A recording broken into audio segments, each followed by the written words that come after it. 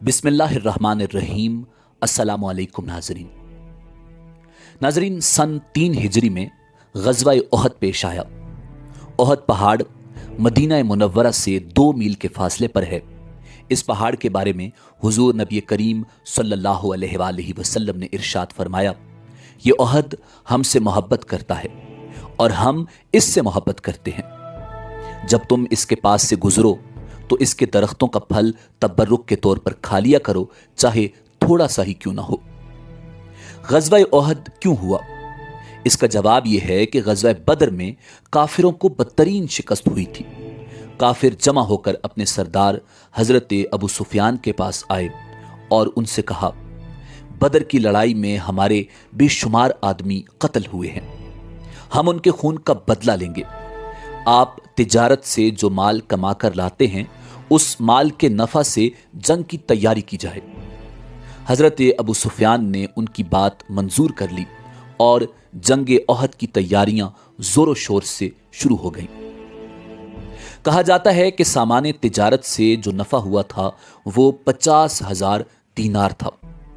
ग़ज़वा बदर में हुजूर नबी करीम सल्लल्लाहु अलैहि वसल्लम ने अबू हमजा नामी एक शायर को फिदिया लिए बगैर रिहा कर दिया था और उससे ये इकरार लिया था कि वो मुसलमानों के खिलाफ शेर नहीं कहेगा।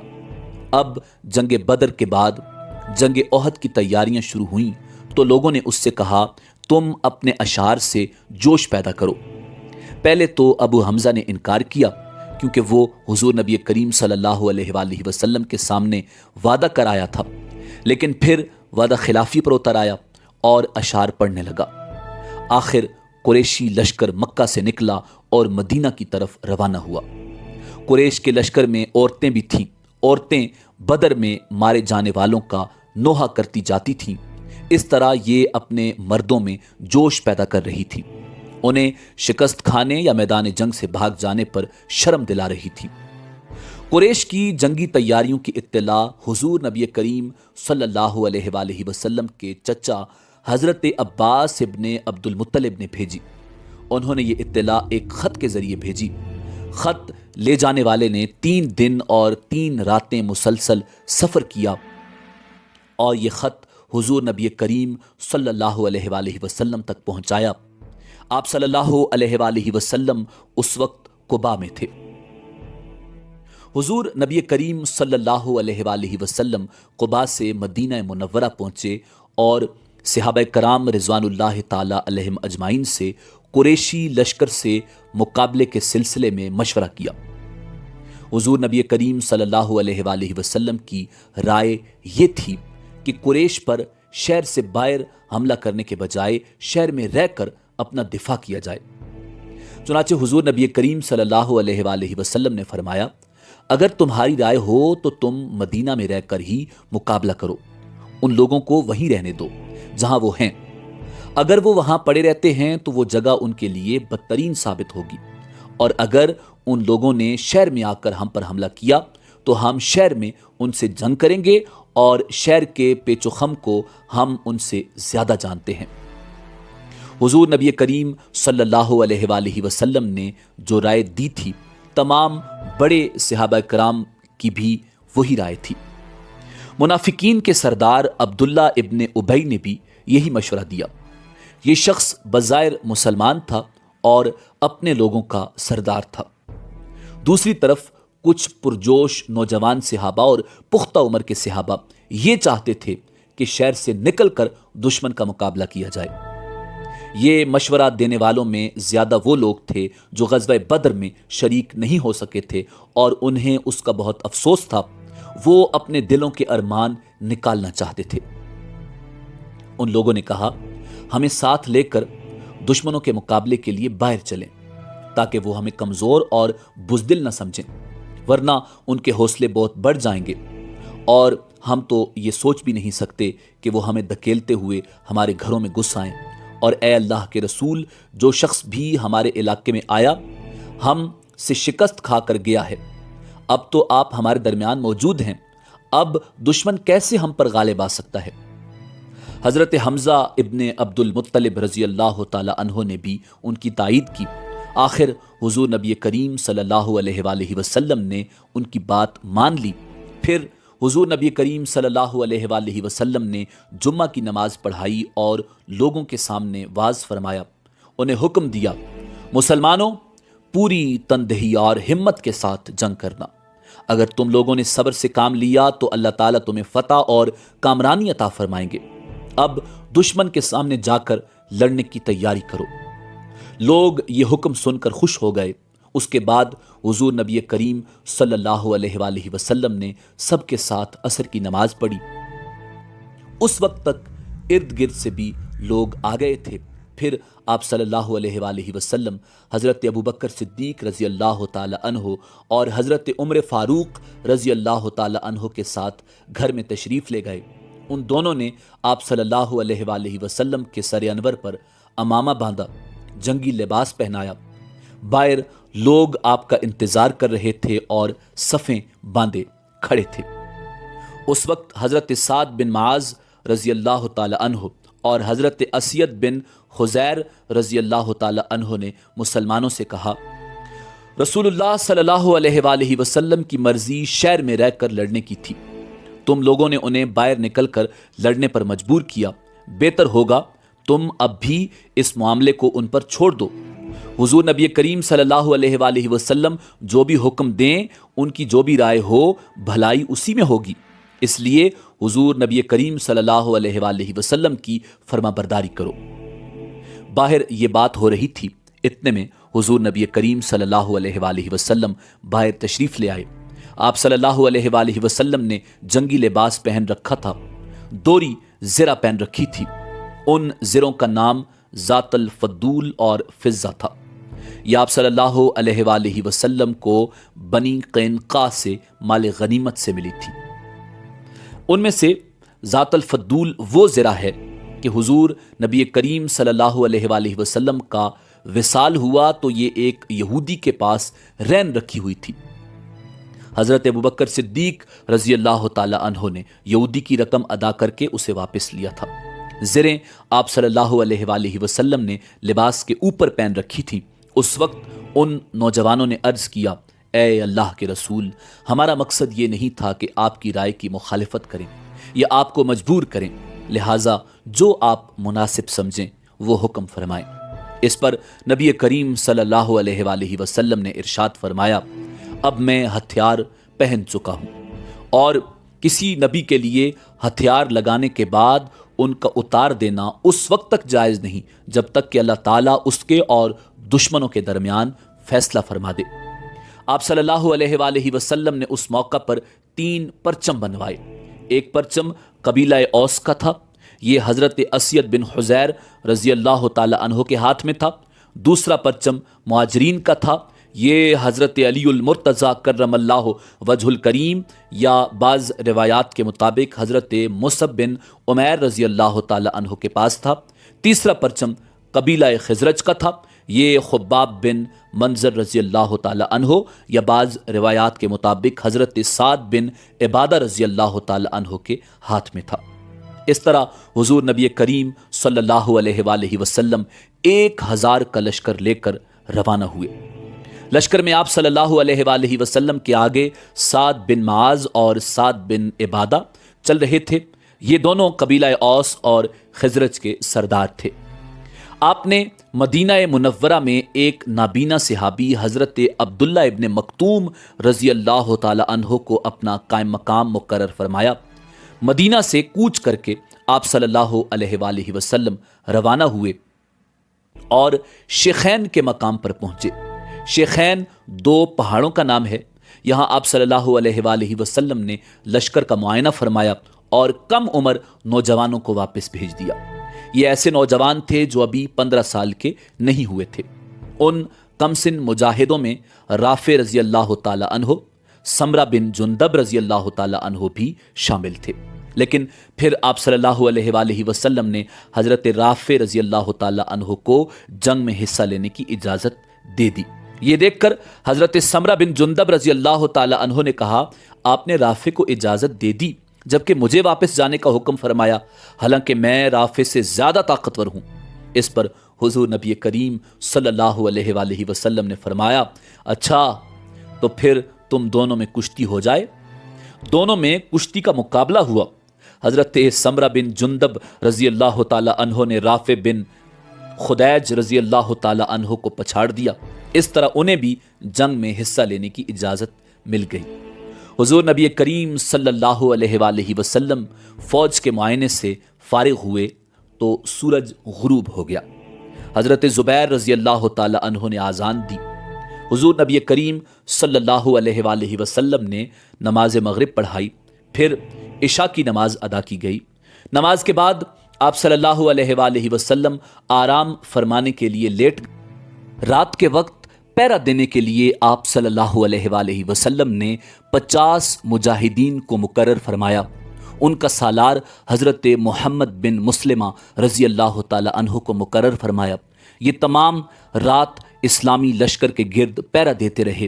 رات کے آخری حصے میں آپ صلی اللہ علیہ وآلہ وسلم نے شیخین سے کوچ فرمایا اور صبح کی نماز کے وقت احد پہاڑ کے قریب پہنچ گئے۔ اسلامی لشکر نے جہاں پڑاؤ ڈالا اس مقام کا نام شوط تھا۔ آپ صلی اللہ علیہ وآلہ وسلم نے یہاں فجر کی نماز ادا فرمائی۔ اس وقت لشکر میں عبداللہ ابن ابی بھی موجود تھا۔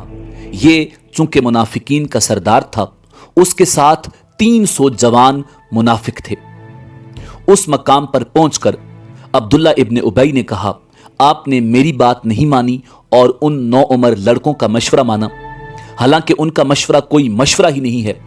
اب خود ہی ہماری رائے کے بارے میں اندازہ ہو جائے گا، ہم بلا وجہ کیوں جانے دیں؟ اس لیے ساتھیوں واپس چلو۔ اس طرح یہ لوگ واپس لوٹ گئے۔ اب حضور نبی کریم صلی اللہ علیہ وآلہ وسلم کے ساتھ صرف 700 صحابہ رہ گئے۔ اس دن مسلمانوں کے پاس صرف 2 گھوڑے تھے۔ ان میں سے ایک حضور نبی کریم صلی اللہ علیہ وآلہ وسلم کا تھا اور دوسرا ابو بردہ رضی اللہ تعالی عنہ کا تھا۔ شوط کے مقام سے چل کر آپ صلی اللہ علیہ وآلہ وسلم نے احد کے مقام پر ایک گھاٹی میں پڑاؤ ڈالا۔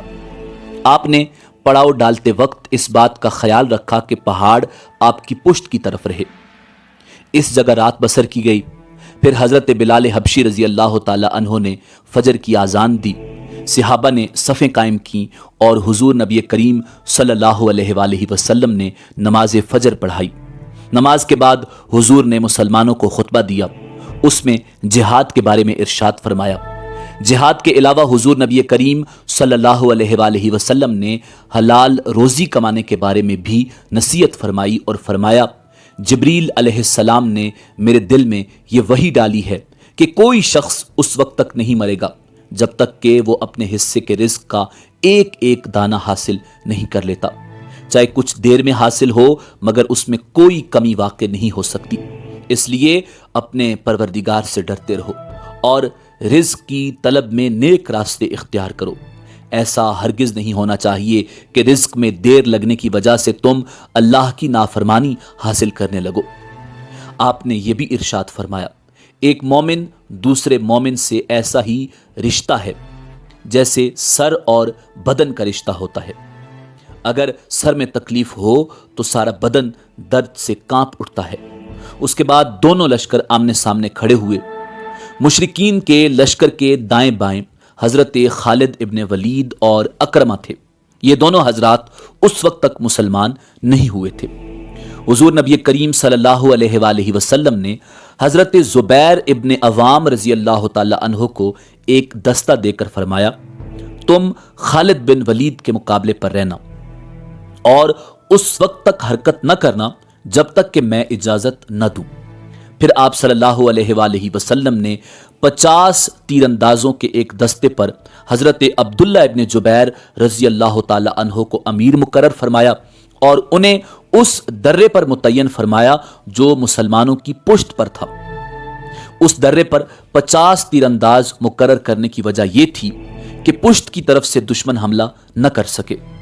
حضور نبی کریم صلی اللہ علیہ وآلہ وسلم نے ان 50 تیر اندازوں سے فرمایا، تم مشرکین کے گھڑ سوار دستوں کو تیر اندازی کر کے ہم سے دور رکھنا، کہیں ایسا نہ ہو کہ وہ پشت کی طرف سے آ کر حملہ کر دیں۔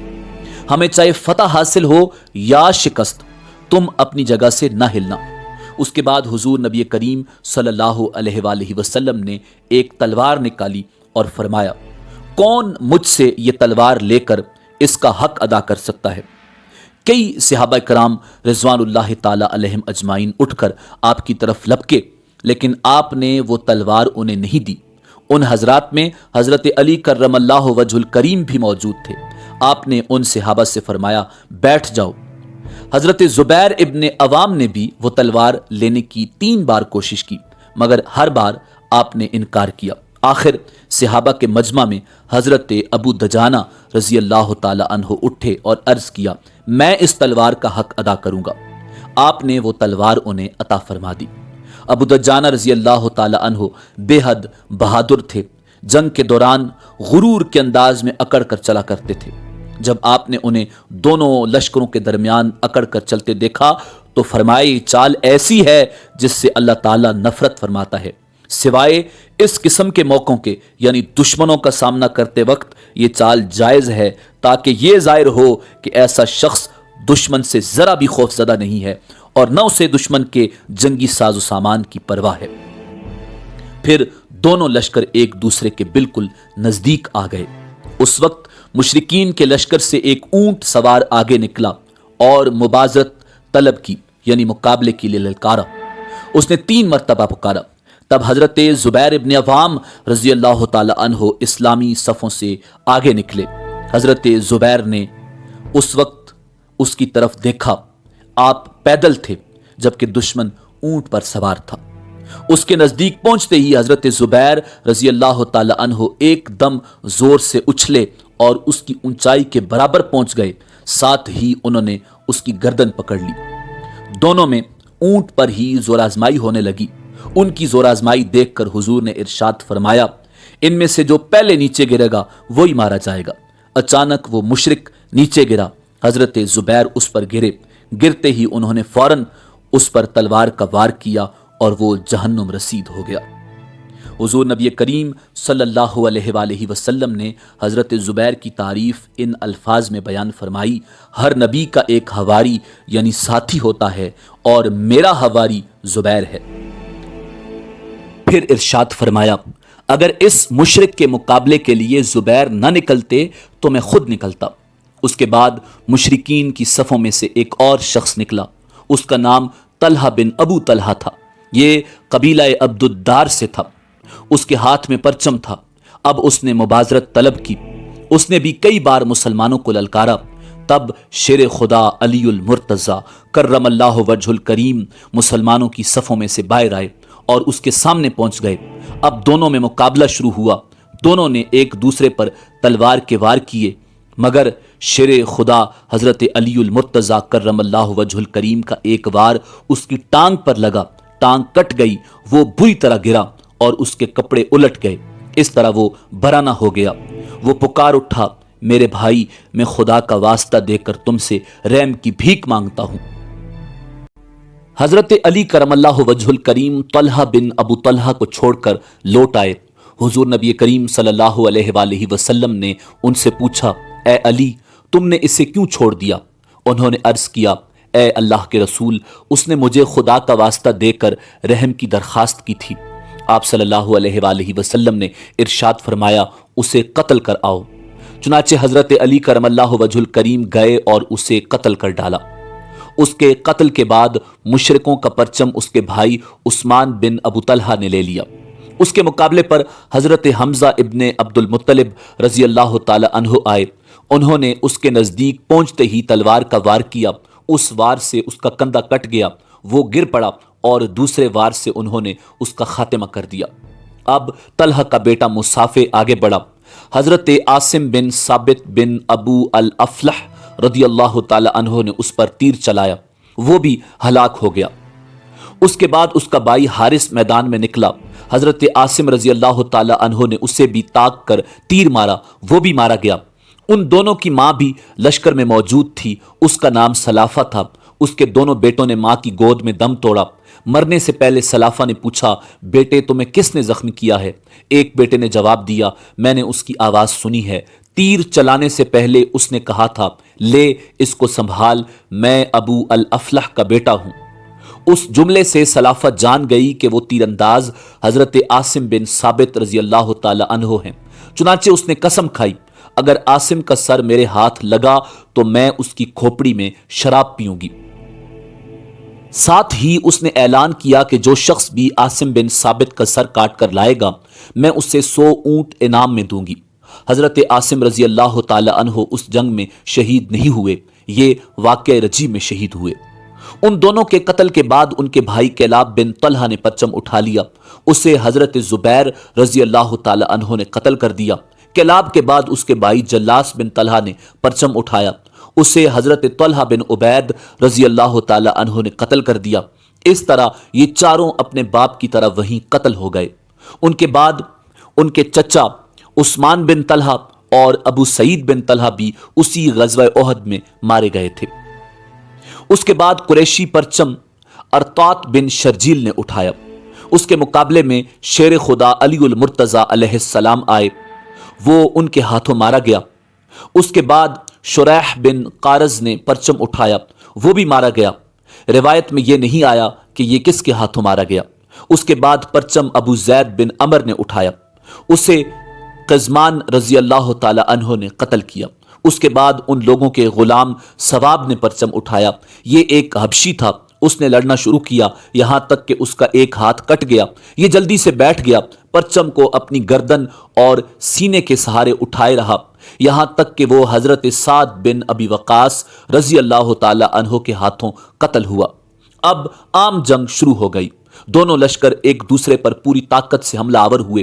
اس جنگ کے شروع ہی میں مشرکوں کے گھڑ سوار دستے نے 3 مرتبہ اسلامی لشکر پر حملہ کیا، مگر حضور نبی کریم صلی اللہ علیہ وآلہ وسلم نے پہاڑی کے اوپر تیر اندازوں کا جو دستہ مقرر فرمایا تھا وہ ہر مرتبہ تیروں کی باڑ مار کر اس دستے کو پیچھے ہٹنے پر مجبور کر دیتا تھا۔ مشرکین تینوں مرتبہ بدحواسی کے عالم میں پیچھے ہٹنے پر مجبور ہوئے۔ اس کے بعد مسلمانوں نے مشرکوں پر بھرپور حملہ کیا۔ یہ حملہ اس قدر شدید تھا کہ مشرکوں کی طاقت کو زبردست نقصان پہنچا۔ اس وقت لڑائی پورے زوروں پر تھی۔ مشرکوں کی عورتوں میں ہندہ بھی تھی، یہ ابو سفیان کی بیوی تھی، اس وقت تک یہ اسلام نہیں لائی تھی اور مسلمانوں کی سخت ترین دشمن اور بہت تند مزاج تھی۔ اس نے اپنے ہاتھوں میں دف لیا اور اس کے ساتھ دوسری عورتوں نے بھی دف لیا، انہوں نے دف بجانا شروع کر دیا اور گیت گانے لگی۔ یہ قدم انہوں نے اپنے مردوں کو جوش دلانے کے لیے اٹھایا تھا۔ ادھر حضور نبی کریم صلی اللہ علیہ وآلہ وسلم نے حضرت ابو دجانہ رضی اللہ تعالی عنہ کو جو تلوار عطا فرمائی تھی انہوں نے اس کا حق ادا کر دیا۔ حضرت زبیر فرماتے ہیں کہ جب آپ نے اعلان فرمایا تھا کہ اس تلوار کا حق کون ادا کرے گا تو میں نے 3 مرتبہ آپ سے تلوار مانگی، مگر آپ نے مجھے تلوار نہیں دی، حالانکہ میں آپ کا پھپھی زاد بھائی تھا۔ پھر آپ نے تلوار ابو دجانہ کو دے دی تو میں نے دل میں کہا دیکھتا ہوں کہ یہ اس تلوار کا حق کس طرح ادا کرتا ہے۔ اس کے بعد میں اس کا پیچھا کرتا رہا اور سائے کی طرح اس کے ساتھ لگا رہا۔ میں نے دیکھا کہ انہوں نے اپنے موزے میں سے ایک سرخ رنگ کی پٹی نکالی، اس پٹی پر ایک طرف لکھا تھا نصر من اللہ و فتح قریب، دوسری طرف لکھا تھا جنگ میں بزدلی شرم کی بات ہے، جو میدان سے بھاگا وہ جہنم کی آگ سے نہیں بچ سکتا۔ یہ پٹی نکال کر انہوں نے اپنے سر پر باندھ لی۔ انصاری مسلمانوں نے جب یہ دیکھا تو وہ بول اٹھے، لوگو ابو دجانہ نے موت کی پٹی باندھ لی ہے۔ انصاریوں میں یہ بات مشہور تھی کہ ابو دجانہ جب یہ پٹی سر پر باندھ لیتے تو پھر دشمنوں پر اس طرح ٹوٹتے کہ کوئی ان کے مقابلے پر ٹک نہیں سکتا۔ چنانچہ اس پٹی کے باندھنے کے بعد انہوں نے انتہائی خوفناک انداز میں جنگ شروع کر دی۔ وہ دشمن پر موت بن کر ٹوٹ پڑے، دشمنوں کو اس حد تک قتل کیا کہ آخر یہ تلوار مڑ گئی اور مڑ کر درامتی جیسی ہو گئی۔ اس وقت مسلمان پکار اٹھے، لوگو ابو دجانہ نے واقعی حضور کی تلوار کا حق ادا کر دیا۔ حضرت زبیر کہتے ہیں کہ مشرکین میں ایک شخص میدان جنگ میں زخمی مسلمانوں کو تلاش کر کے شہید کر رہا تھا، میری نظر اس پر پڑی تو میں نے دعا مانگی، یا اللہ اس کا سامنا ابو دجانہ سے ہو جائے۔ اللہ نے میری دعا قبول فرمائی اور اس کا آمنا سامنا ابو دجانہ رضی اللہ تعالی عنہ سے ہو گیا۔ اب دونوں میں تلوار کے وار ہونے لگے۔ अचानक उस मुशरिक ने हजरत अबू दजाना रजी अल्लाह ताला अन्हो पर तलवार बुलंद की। मुशरिक के उस वार को हजरत अबू दजाना रजी अल्लाह ताला अन्हो ने अपनी चमड़े की ढाल से रोका। मुशरिक की तलवार उनकी ढाल में फंस गई। बस उस मौका से फायदा उठाते हुए अबू दजाना ने फौरन अपनी तलवार से उसका काम तमाम कर दिया। हजरत साद बिन अबी वक्कास रजी अल्लाह ताला अन्हो फरमाते हैं कि जब मैंने अबू दजाना को देखा तो वो हिंद बिनते उतबा को कत्ल करने के लिए तलवार बुलंद कर रहे थे, लेकिन फिर उन्होंने उस औरत को कत्ल न किया। इस बारे में जब उनसे पूछा गया तो उन्होंने जवाब दिया, मैंने मुनासिब न समझा कि रसूलुल्लाह सल्लल्लाहु अलैहि वसल्लम की तलवार से एक औरत का कत्ल करूं, इसलिए मैंने उसे छोड़ दिया। हजरत हमजा बिन अब्दुल मुत्तलिब रजी अल्लाह ताला अन्हु भी उनकी तरह इंतहाई सरफरोशी से जंग कर रहे थे। हजरत हमजा रजी अल्लाह ताला अन्हु बैक वक्त दो तलवारों से लड़ रहे थे, यानी उनके दोनों हाथों में तलवारें थीं और लड़ते हुए वो कहते जा रहे थे, मैं अल्लाह का शेर हूं। ऐसे में सबा बिन अब्दुल उज़ा उनके सामने आ गया। उन्होंने उसे ललकारा, फिर तेजी से उसकी तरफ बढ़े और उसके सर पर पहुंचकर तलवार का वार किया। सबा फौरन ही ढेर हो गया।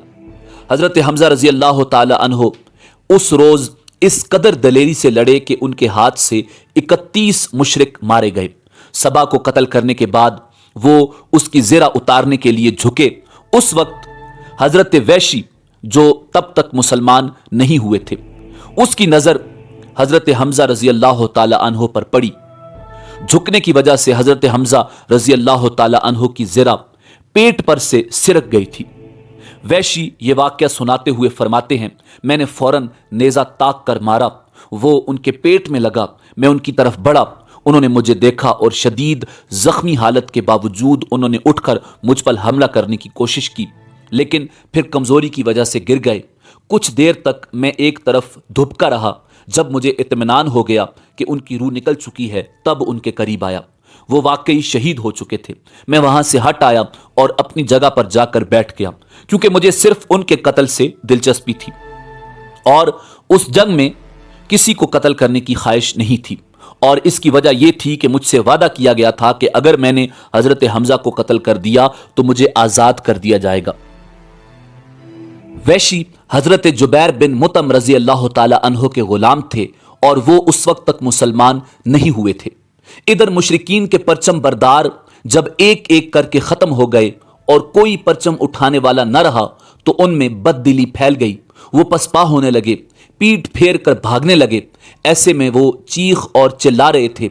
उनकी औरतें जो कुछ देर पहले जोश दिलाने के लिए अशार पढ़ रही थीं, अपने दफ फेंक कर पहाड़ की तरफ भागीं। उन पर बदहवासी इस कदर सवार हुई कि अपने कपड़े नोचने लगीं। मुसलमानों ने जब दुश्मनों को भागते देखा तो उनका पीछा करने लगे, उनके हथियारों और माले गनीमत पर कब्जा करने लगे। अब यहाँ इस मौका पर एक अजीब वाक़या रूनमा हो गया। हुजूर नबी करीम सल्लल्लाहु अलैहि वसल्लम ने पहाड़ी के दर्रे पर 50 तीरंदाज मुकर्रर फरमाए थे और उन्हें वाज़े तौर पर हिदायत फरमाई थी कि वो अपनी जगह न छोड़ें। उनके अमीर हजरत अब्दुल्ला बिन जुबैर रजी अल्लाह ताला अन्हो थे। उस दस्ते ने जब काफिरों को भागते देखा और मुसलमानों को माले गनीमत जमा करते देखा तो ये भी अपनी जगह छोड़ने लगे। ये देखकर हजरत अब्दुल्ला बिन जुबैर बोले, कहाँ जा रहे हो? हमें यहाँ से हटना नहीं चाहिए। अल्लाह के रसूल ने हमें हिदायत फरमाई थी कि अपनी जगह जमे रहना और यहाँ से न हटना। इस पर उनके साथी बोले, अब मुशरिकीन को शिकस्त हो गई है, अब हम यहाँ ठहर कर क्या करेंगे? हजरत अब्दुल्ला बिन जुबैर उन्हें रोकते रह गए, लेकिन वो न माने और मैदान में चले गए। लेकिन हजरत अब्दुल्ला बिन जुबैर और चंद साथी अलबत्ता वहीं रुके रहे। उनकी तादाद 10 से भी कम थी। उन्होंने नीचे का रुख करने वालों से कहा, हम रसूलुल्लाह के हुक्म की खिलाफ वर्जी हरगिज नहीं करेंगे। इस तरह वहां 10 से भी कम मुजाहिद रह गए। उस वक्त हजरत खालिद बिन वलीद की नजर दर्रे पर पड़ी। ये काफिरों के एक दस्ते के सालार थे और लश्कर के दाएं बाजू पर मुकर्रर थे। शिकस्त के बाद ये उस तरफ से पसपा हो रहे थे कि दर्रे पर नजर पड़ी।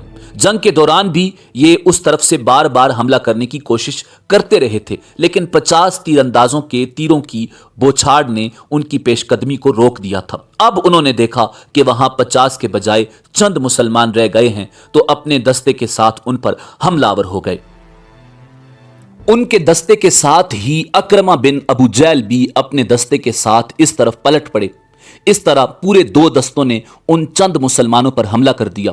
ان کا یہ حملہ اس قدر زبردست تھا کہ پہلے ہی حملے میں حضرت عبداللہ ابن جبیر رضی اللہ تعالی عنہ اور ان کے ساتھی شہید ہو گئے۔ مشرکوں نے حضرت عبداللہ ابن جبیر رضی اللہ تعالی عنہ کی لاش کا مسئلہ کیا، یعنی ان کے ناک، کان، ہاتھ اور پیر کاٹ ڈالے۔ ان کے جسم پر اتنے نیزے لگے تھے کہ پورا جسم چھلنی ہو کر رہ گیا تھا، لیکن آفرین ہے اس مرد مجاہد پر کہ وہ حضور نبی اکرم صلی اللہ علیہ وآلہ وسلم کے حکم پر وہاں سے نہ ہٹے۔ اب ان دونوں دستوں نے اس درے کی طرف سے مسلمانوں کی پشت پر اچانک بہت زوردار حملہ کر دیا۔ مسلمان اس وقت مال غنیمت حاصل کر رہے تھے۔ ان میں سے اکثر نے اپنی تلواریں نیام میں ڈال لی تھیں۔ اس تابڑ توڑ حملے نے انہیں بدحواس کر دیا۔ کافر اس وقت پورے جوش کی حالت میں یا حبل یا عزا کے نعرے لگا رہے تھے، یعنی اپنے بتوں کے نام پکار رہے تھے۔ مسلمان اس حملے سے اس قدر بدحواس ہوئے کہ ادھر ادھر بھاگنے لگے۔ اس وقت تک انہوں نے جتنے کافروں کو قیدی بنا لیا تھا یا جتنا مال غنیمت حاصل کر لیا تھا وہ سب چھوڑ کر بھاگ کھڑے ہوئے۔ مشرکین کا پرچم اس وقت زمین پر پڑا تھا۔ ایک مشرک عورت بنت علقمہ کی نظر اس پر پڑی، اس نے لپک کر اس کو اٹھا لیا اور بلند کر دیا۔ اب تک جو مشرک بھاگ رہے تھے وہ بھی اپنے پرچم کو بلند ہوتے دیکھ کر پلٹ آئے۔ وہ جان گئے کہ جنگ کا پاسا پلٹ چکا ہے۔ اب سب دوڑ دوڑ کر اپنے پرچم کے گرد جمع ہونے لگے اور بدحواس مسلمانوں پر حملہ آور ہونے لگے۔ ایسے میں ایک مشرک ابن قیمیہ نے پکار کر کہا، محمد قتل کر دیے گئے، معاذ اللہ۔ اس خبر نے مسلمانوں کو اور زیادہ بدحواس کر دیا۔ ایسے میں کسی صحابی نے کہا، اب جب کہ حضور نبی کریم صلی اللہ علیہ وآلہ وسلم شہید ہو گئے ہیں تو ہم لڑ کر کیا کریں گے؟ اس پر کچھ صحابہ کرام رضوان اللہ تعالی علیہم اجمعین نے کہا، اگر اللہ کے رسول صلی اللہ علیہ وآلہ وسلم شہید ہو گئے ہیں تو کیا تم اپنے نبی کے دین کے لیے نہیں لڑو گے تاکہ تم شہید کی حیثیت سے اپنے خدا کے سامنے حاضر ہو؟ حضرت ثابت رضی اللہ تعالی عنہ نے پکار کر کہا، اے گروہ انصار، اگر محمد شہید ہو گئے ہیں تو اللہ تعالی تو زندہ ہے، اسے تو موت نہیں آ سکتی۔ اپنے دین کے لیے لڑو، اللہ تعالی فتح اور کامرانی عطا فرمائیں گے۔ یہ سنتے ہی انصار کے ایک گروہ نے مشرکین کے اس دستے پر حملہ کر دیا جس میں خالد بن ولید، اکرمہ بن ابو جہل، عمر بن عاص اور زرار بن خطاب موجود تھے۔ یہ چاروں زبردست جنگجو تھے۔ انصار کے حملے کے جواب میں خالد بن ولید نے ان پر جوابی حملہ کیا۔ اس جوابی حملے میں حضرت ثابت رضی اللہ تعالی عنہ اور ان کے ساتھی شہید ہو گئے۔ بدحواسی کے عالم میں کچھ لوگ مدینہ کی طرف بھاگ رہے تھے۔ ان کے راستے میں حضرت ام ایمن رضی اللہ تعالی عنہا آ گئیں۔ وہ بولی، مسلمانوں، یہ کیا تم پیٹ پھیر کر بھاگ رہے ہو؟ اس پر وہ پلٹ پڑے اور مشرکین پر حملہ آور ہوئے۔ دوسری طرف مسلمانوں کے تتر بتر ہو جانے کی وجہ مشرکین کے ایک گروہ نے نبی کریم صلی اللہ علیہ وآلہ وسلم پر حملہ کر دیا۔ آپ صلی اللہ علیہ وآلہ وسلم اس سخت وقت میں بھی ثابت قدم رہے اور اپنی جگہ پر جمے رہے۔ اس عالم میں آپ صلی اللہ علیہ وآلہ وسلم اپنے صحابہ سے فرما رہے تھے، اے فلاں میری طرف آؤ، اے فلاں میری طرف آؤ، میں اللہ کا رسول ہوں۔ ہر طرف سے آپ صلی اللہ علیہ وآلہ وسلم پر تیروں کی بوچھاڑ ہو رہی تھی۔ اس حالت میں ان تیروں سے اللہ تعالیٰ نے آپ کی حفاظت فرمائی۔ اس نازک وقت میں صحابہ کرام رضوان اللہ تعالی علیہم اجمعین کی ایک جماعت آپ کے گرد جمع رہی۔ یہ جماعت مشرکین کے مسلسل حملوں کو روک رہی تھی، خود کو پروانوں کی طرح نبی کریم پر قربان کر رہی تھی۔ ان میں حضرت ابو طلحہ رضی اللہ تعالی عنہ بھی تھے۔ وہ دشمن کے وار اپنی ڈھال پر روک رہے تھے۔ بہت اچھے تیر انداز تھے، نشانہ بہت پختہ تھا۔ دشمنوں پر مسلسل تیر بھی چلا رہے تھے اور کہتے جا رہے تھے، میری جان آپ پر فدا ہو جائے، میرا چہرہ آپ کے لیے ڈھال بن جائے۔ نبی کریم صلی اللہ علیہ وآلہ وسلم کو کسی مسلمان کے ترکش میں تیر نظر آتے تو اس سے فرماتے، اپنا ترکش ابو طلحہ کے سامنے الٹ دو۔ حضرت ابو طلحہ نے اس روز اس قدر تیر اندازی کی کہ ان کے ہاتھ سے 3 کمانیں ٹوٹ گئیں۔ حضور نبی کریم صلی اللہ علیہ وآلہ وسلم کو دشمن جب دیکھتے تو ان پر تیر چلاتے۔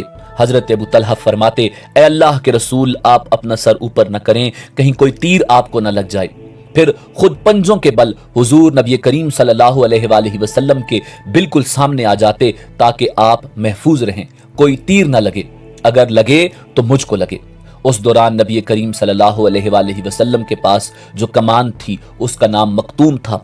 कमान का एक सिरा टूट गया था और दस्त मुबारक में कमान की बालिश्त पर डोरी रह गई थी। हुजूर ने हजरत उकाशा को वो डोरी बांधने के लिए हुक्म दिया। उन्होंने फरमाया, हुजूर डोरी छोटी है। हुजूर ने फरमाया, इसको ये बोलो कि बड़ी हो जाओ और खींचो तो ये बड़ी हो जाएगी। अल्लाह की कसम, हजरत उकाशा रजी अल्लाह ताला अन्हु फरमाते हैं, मैंने उस डोरी को खींचा तो वो खींचकर इतनी लंबी हो गई कि वो कमान के दोनों सिरों पर पूरी आ गई। मैंने एक सिरे पर 2-3 बल भी दिए मगर फिर भी उस गिरा पर डोरी और बड़ी थी। उस वक्त आपके आसपास जो सहाबा कराम रज़वानुल्लाह ताला अलैहिम अजमाइन मौजूद थे, उन्होंने दुश्मनों से जबरदस्त जंग की। उनमें हजरत साद बिन अबी वक्कास रजी अल्लाह ताला अन्हु भी शामिल थे। ये भी जबरदस्त तीरंदाज थे। कहते हैं नबी अकरम सल्लल्लाहु अलैहि वसल्लम तीर उठा उठा कर मुझे दे रहे थे और फरमाते जाते थे, ऐ साद तीरंदाजी करते जाओ, तुम पर मेरे माँ बाप कुर्बान हो। वो फरमाते हैं, हुजूर के हाथ से मुझे एक ऐसा तीर मिला जिसके सिरे पर फल यानी तेज धार नोक वाला हिस्सा नहीं था। आपने वो तीर मुझे देकर फरमाया, ऐ साद यही तीर चलाओ। इस पर हजरत साद ने दुआ करते हुए कहा, ऐ अल्लाह ये तीर तेरा है, तू इसको दुश्मन के सीने में पैवस्त कर दे। साथ ही हुजूर नबी करीम सल्लल्लाहु अलैहि वसल्लम फरमा रहे थे, ऐ अल्लाह साद की दुआ कबूल फरमा, ऐ अल्लाह इसकी तीरंदाजी को दुरुस्त फरमा। फिर हजरत साद बिन अबी वक्कास रजी अल्लाह ताला अन्हु का तरकश खाली हो गया, तीर खत्म हो गए। तब नबी करीम सल्लल्लाहु अलैहि वसल्लम ने अपना तरकश उनके सामने उलट दिया। हजरत साद रजी अल्लाह ताला अन्हु फिर तीर चलाने लगे। कहा जाता है कि हजरत साद बिन अबी वक्कास रजी अल्लाह ताला अन्हु मुस्तजाबत दावात थे, यानी उनकी हर दुआ कबूल होती थी। एक बार हजरत साद बिन अबी वक्कास रजी अल्लाह ताला अन्हु से किसी ने पूछा, आपकी दुआएं क्यों फौरन कबूल होती हैं? उन्होंने जवाब दिया, मैं जिंदगी भर कोई लुकमा ये जाने बगैर मुंह तक नहीं ले गया कि ये कहाँ से आया है, मतलब ये कि ये हलाल है या हराम। इस बारे में हुजूर नबी करीम सल्लल्लाहु अलैहि वसल्लम का फरमान है, कसम है उस जात की जिसके कब्ज़ा कुदरत में मुझ मोहम्मद की जान है, जब भी कोई बंदा हराम का लुकमा अपने पेट में डालता है तो 40 दिन तक उसकी कोई दुआ कबूल नहीं होती।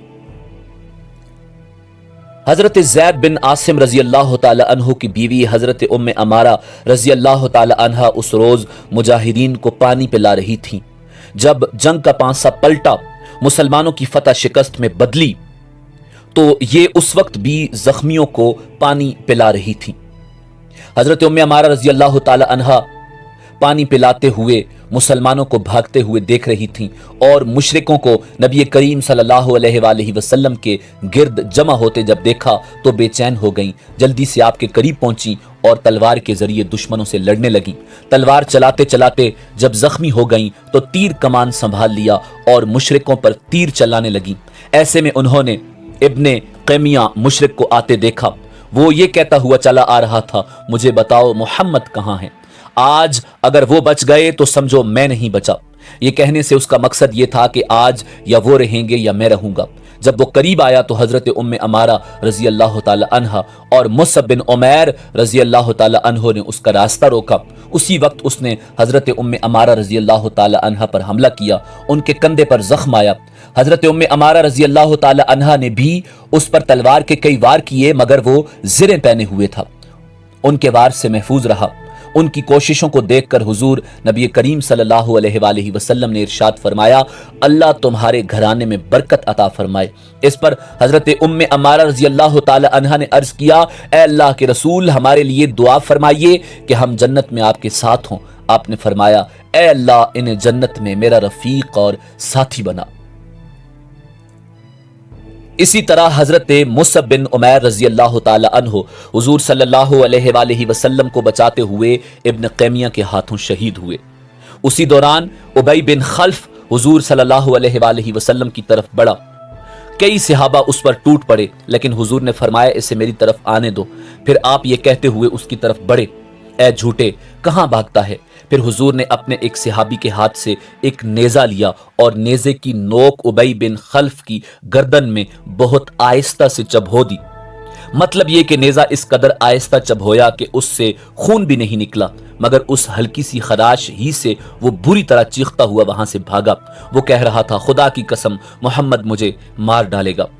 ناظرین، غزوہ احد میں بدلے کی آگ کو ٹھنڈا کرنے کے لیے ہند بنت عتبہ جو ابو سفیان کی بیوی تھی، اس نے رسول اللہ صلی اللہ علیہ وآلہ وسلم کے چچا حضرت حمزہ ابن عبد المطلب کی لاش کا مسئلہ کیا اور آپ کا کلیجہ نکال کر چبایا، جس سے رسول اللہ صلی اللہ علیہ وآلہ وسلم کو بہت دکھ اور رنج پہنچا۔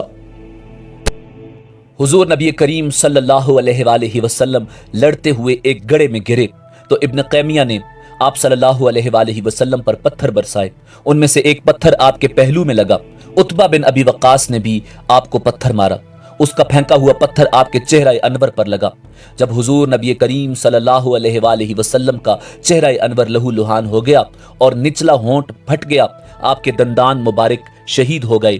حضرت حاتب رضی اللہ تعالی عنہ کہتے ہیں کہ میں نے جب عتبہ کو حضور پر پتھر پھینکتے دیکھا تو اس کی طرف لپکا، میں نے اس کا تعاقب کیا اور آخر اسے جا لیا۔ میں نے فوراً ہی اس پر تلوار کا وار کیا، اس وار سے اس کی گردن کٹ کر دور جا گری۔ میں نے فوراً اس کی تلوار اور گھوڑے پر قبضہ کیا اور حضور نبی کریم صلی اللہ علیہ وآلہ وسلم کی خدمت میں حاضر ہو گیا۔ آپ کو عتبہ کے قتل کی خبر سنائی۔ آپ نے ارشاد فرمایا، اللہ تم سے راضی ہو گیا، اللہ تم سے راضی ہو گیا۔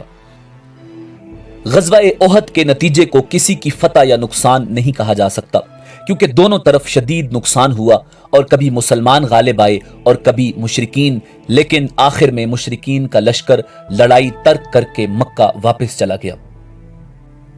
مختلف روایات کے مطابق غزوہ احد میں مشرکین کی طرف سے 70 آدمی مارے گئے، جن کو صحابہ کرام رضوان اللہ تعالی علیہم اجمعین نے جہنم رسید کیا، اور صحابہ کرام رضوان اللہ تعالی علیہم اجمعین میں سے 70 جلیل القدر صحابہ کرام رضوان اللہ تعالی علیہم اجمعین درجہ شہادت پاتے ہوئے منصب شہادت پر فائز ہوئے، جن میں حضور نبی کریم صلی اللہ علیہ وآلہ وسلم کے پیارے چچا حضرت حمزہ ابن عبد المطلب رضی اللہ تعالی عنہ سید الشہداء قرار پائے، اور کئی جلیل القدر صحابہ کرام جن میں حضرت مصعب بن عمیر رضی اللہ تعالی عنہ جیسے شہداء بھی شامل تھے، شہید ہوئے۔ ان تمام افراد کو احد کے میدان میں ہی سپرد رب جلیل کیا گیا۔ آج بھی ان کے مزارات مرجع خلائق ہیں اور دنیا بھر سے زائرین غزوہ احد میں شہید ہونے والے شہداء کی قبور پر حاضری دیتے ہیں اور سلام پیش کرتے ہیں۔ اسی امید کے ساتھ اجازت دیجیے کہ آپ کو ہماری ویڈیو پسند آئی ہوگی۔ ملتے ہیں بہت جلد ایک نئی تاریخی، تحقیقی اور معلوماتی ویڈیو کے ساتھ۔ دیکھتے رہیے info@adil۔ اللہ رب العزت آپ کا حامی و ناصر ہو۔